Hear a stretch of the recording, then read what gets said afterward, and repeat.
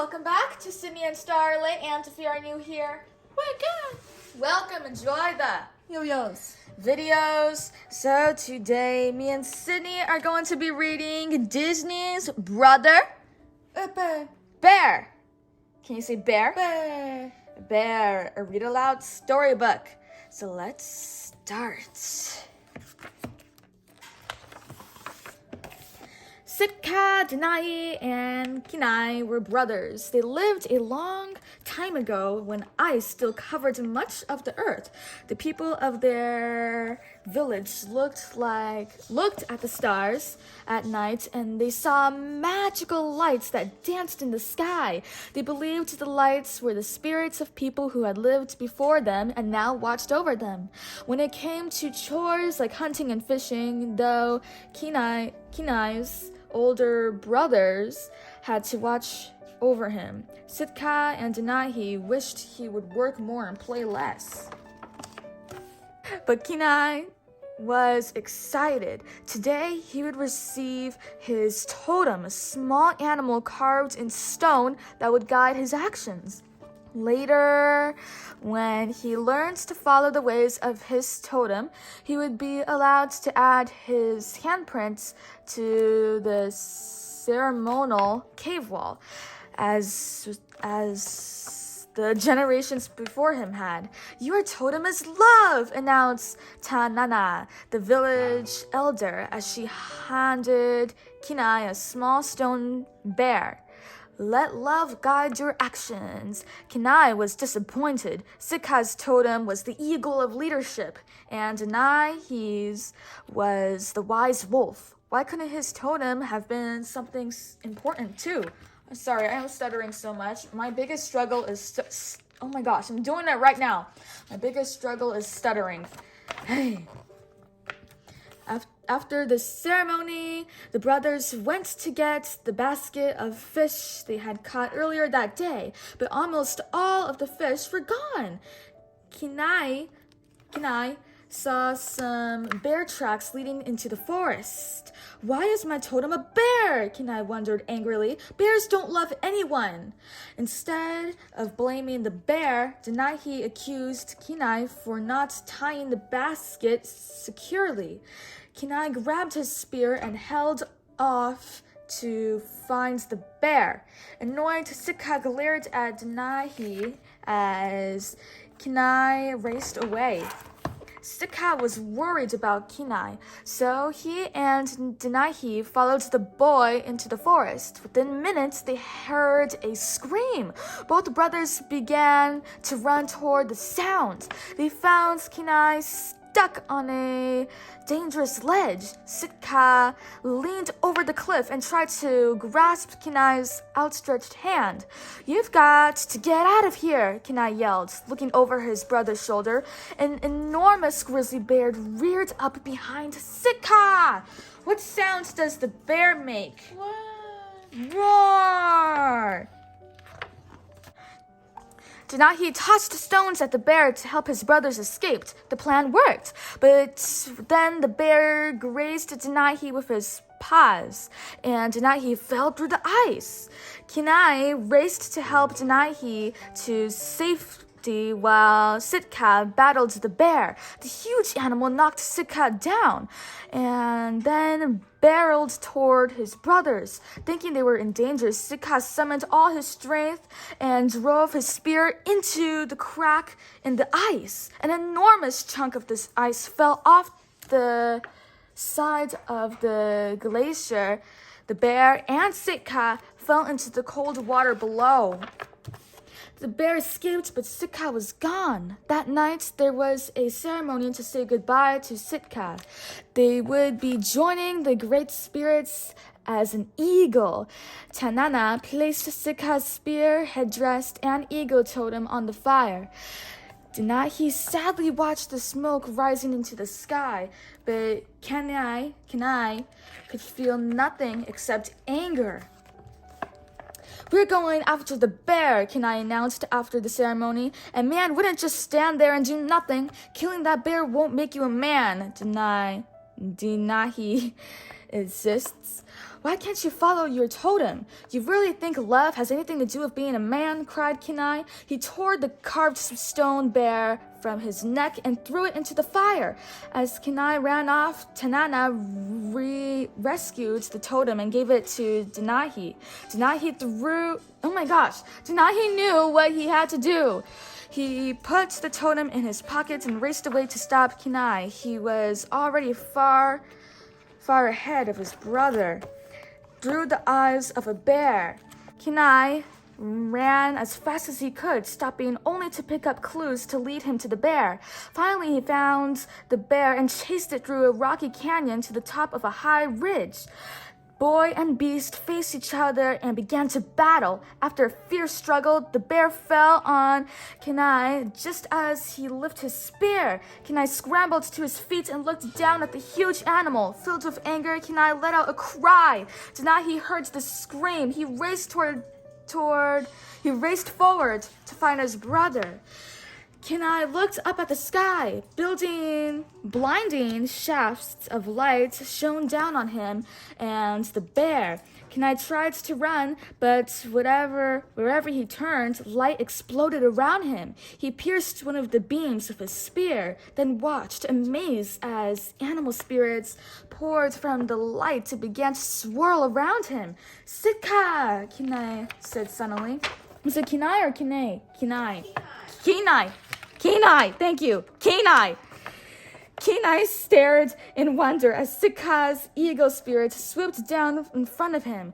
Gently, Sitka lifted Kenai into the air. As the lights and spirits surrounded him, Kenai changed. He became a bear.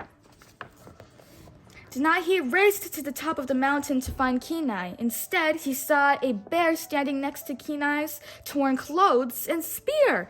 Suddenly, a bolt of lightning struck the ground between them, and Kenai the bear was hurled backward off the cliff to the raging river below. Denahi remembered what Kenai had said. A man wouldn't just stand there and do nothing. Following his brother's wishes, Denahi tied Kenai's totem to his spear and prepared to hunt the bear. He didn't know it was really Kenai. When Kenai finally washed up on the banks of the river, Tanana was waiting. Kenai tried speaking to her, but she couldn't understand him. I don't speak bear, she explained. Bear? Kenai examined his reflection in the river and realized what had happened to him. He desperately tried to ask Tanana to help him turn back into a boy. Kenai, listen to me. Sitka did this, she said, trying to calm him. If you want to change, take it up with your brother's spirit. You'll find him on the mountain where the lights touch the earth. Tanana vanished before telling Kenai where the mountain was. He would have to find the place on his own. He made his way over to a pair of moose brothers named Rut and Tuck, to ask for help. Ah, screams the moose. Please don't eat us. Kenai tried to explain that he wasn't really a bear. Well, gee, said Rut, you're one big beaver. Kenai gave up and walked away. He would find the mountain some other way. Whoosh! Kenai stepped into a trap and suddenly was hanging upside down from a tree. As he struggled to free himself, a bear cub named Koda approached. You need to get down. Let me help, Koda offered, swinging a stick at Kenai. Ow, stop that, shouted Kenai. I don't need some silly bear's help. I just need the stick. So Koda sat down and watched. And while he watched, Koda talked and talked and talked. Finally, after nearly a whole day had passed, Kenai agreed to let the cub help him. And he did. Kenai flew into the air and landed with a thud.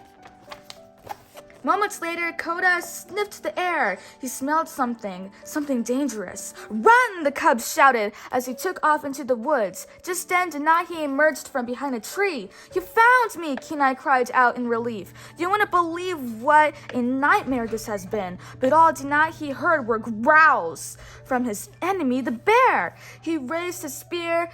Kenai quickly realized he was being hunted by his own brother.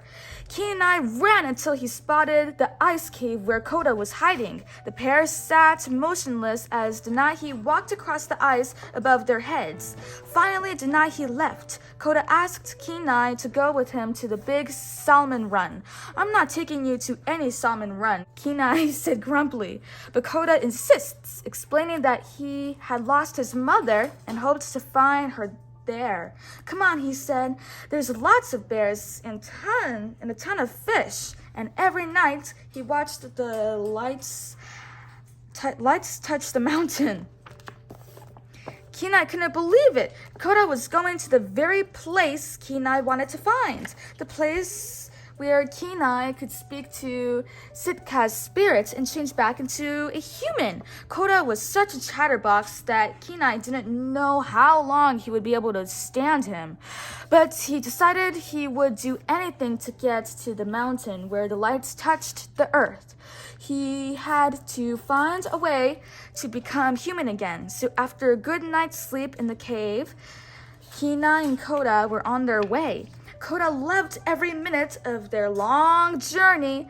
He felt safe traveling with a big bear and started to look up to Kenai as an older brother. Kenai wasn't exactly overjoyed about traveling with a pesky bear cub, but he had to admit that Koda could be fun every once in a while. Along the way to the salmon run, Rhett and Tuck caught up with the bears. The moose had seen Denahi, and they hoped Kenai would protect them from the hunter. We lost the hunter back under the glacier, Kenai responded. So you don't think he'll follow those? Asked Rhett, looking at the bear's tracks. I've got an idea, Kenai said as he spotted some mammoths. He jumped onto a mammoth's back just as... Sydney, what are you doing? Hi. You put your face to the camera. You put your face to the book. That was odd. Okay, where were we? Kenai said as he spotted some mammoths. He jumped onto a mammoth's back just as he had when he was a human. Soon animals big and small were hitching rides. The next day, Kenai and Koda stumbled upon an abandoned village where there they found a cave wall covered in tribal paintings. The handprints on the wall were just like the ones back in Kenai's village. One painting showed a hunter and a bear. Kenai's heart filled with rage toward the grizzly as he remembered losing Sitka. Those monsters are really scary, Koda said, especially with those sticks. Kenai suddenly realized that Koda was talking about men, not bears. The two continued their journey through the forest. Finally, Koda ran up a hill and pointed at the Valley of Fire. It was filled with jagged cliffs and blasting steam. The salmon runs not far, Koda said. We just have to go through here. Kenai and Koda began their scary trips through the valley. Suddenly, a spear landed inches away from Kenai. It was Denahi, exhausted and bruised, but determined. Thinking quickly, Kenai plunged his claws into the ground. He made a hole that blasted a glacier of steam and caused his brother to fall backwards. Kenai snatched up Koda and headed for a log bridge that led across a deep gorge. It was the only way to escape. As they were carefully making their way across, Denahi appeared and shook the bridge. Kenai lost his footing and he and Koda dangled helplessly over the churning, however you say that, river below. Kenai struggled to pull them both up, then swung Koda to safety. But Denahi grabbed the log that held Kenai and shoved it over the side of the cliff with all his strength. Luckily, Kenai jumped off just in time. Kenai and Denahi stared at each other across the wide ravine. "What are you doing?" Koda asked Kenai. "We gotta get out of here." Turning to leave, they heard a hair-raising cry. Denahi was trying to leap across the ravine. Instead of making it to the other side, he fell and barely caught hold of the dangling log. Kenai watched helplessly as Denahi plunged into the river far below. Kenai waited and waited until at last Denahi surfaced and grabbed onto the floating log. The bear heaved a sigh of relief. Kenai and Koda continued toward the salmon run. "Why do they hate us, Kenai?" What? Oh, hi, Sydney. "Why do they hate us, Kenai?" Koda asked. Kenai tried to explain that bears were dangerous, scary animals. Koda didn't understand. "But Kenai, he attacked us," Koda said. Both bears were getting confused. In fact, Kenai was having a hard time remembering why he hated bears so much. Brotherhood. When Kenai and Koda finally arrived at the salmon run, a group of bears gathered to greet him. Koda was delighted. Kenai was terrified. "Hey, Tug," called Koda to a grizzly. "Have you seen my mom yet?" "No, as a matter of fact, I haven't seen her," the big bear said. Koda introduced Kenai to his friends. "He does a lot of weird stuff," he announced. "He's never sharpened his claws on a tree. He's never hibernated before. Kenai put his paw over Koda's mouth. "Sometimes that cub talks too much." Bears were all around Kenai, splashing, wrestling, fishing, and talking with one another. At first, Kenai didn't know what to think of this strange new place. He felt as if he didn't belong, but the other bears asked him to stay. Over time, he realized it was almost like a village for bears. With Koda as his guide, Kenai soon began to enjoy himself even when he tumbled down a huge waterfall. Kenai was especially proud when he and Koda finally caught a salmon. By the end of the day, Kenai felt like one of the family. After their long day of fishing, the bears shared stories about the adventures they had had that summer. Koda told a story about the day he lost his mother. He described how his mother had told him to hide. Then he had watched her defend him from the monsters who backed her off the edge of a glacier into icy water far below. "She got out okay, but that's how we got separated," explained Koda. Devastated, Kenai recognized this story from the day he had lost his brother Sitka. It was also the story of a mother bear protecting her cub. Koda didn't see his friend again until the next morning. He pounced on Kenai playfully, but the older bear was sad. "Koda, I did something very wrong," Kenai began. "Your mother is not coming." The little bear's eyes filled with tears, and he ran from Kenai. "I'm sorry, Koda," Kenai said, gazing down at the bear's small tracks in the snow. "I'm so sorry." Kenai climbed to the spots where the lights touched the earth.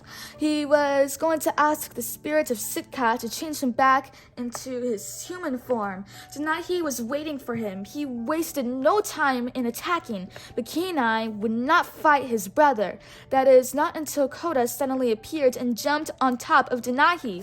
When Denahi turned on Koda, Kenai had to do something. "Leave him alone," yelled Kenai, running toward his brother. Denahi pointed his spear at the charging bear. As Denahi watched in disbelief, a large glowing eagle lifted Kenai into the air. Seconds later, the bird set Kenai down. He was a human again. Just then, the eagle changed into Sitka. For a few moments, the three brothers were together once more. Koda cowered behind a rock. "Don't be afraid, it's me," Kenai said softly. Koda ran to Kenai's arms. When Sitka handed Kenai his bear totem, Kenai remembered the words Tanana had said to him when he had first received his bear totem. Let love guide your actions. He needs me, Kenai told Sitka and Denahi. Kenai wanted to become a bear again. His brothers understood.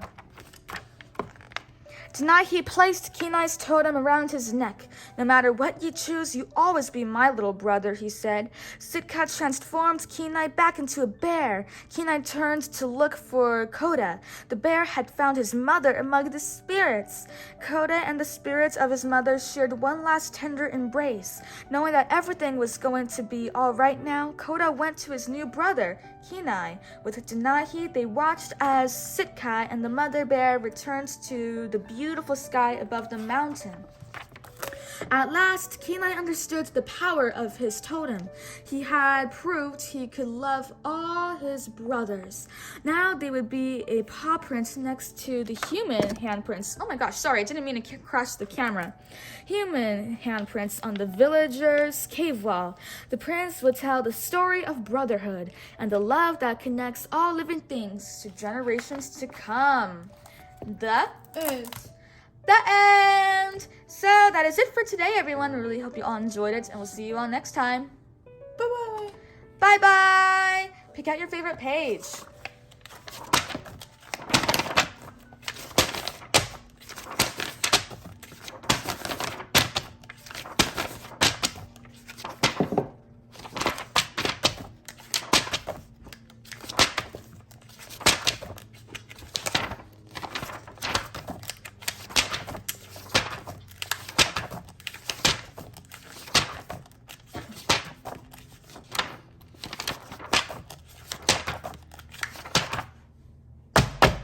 That's very good, Paige.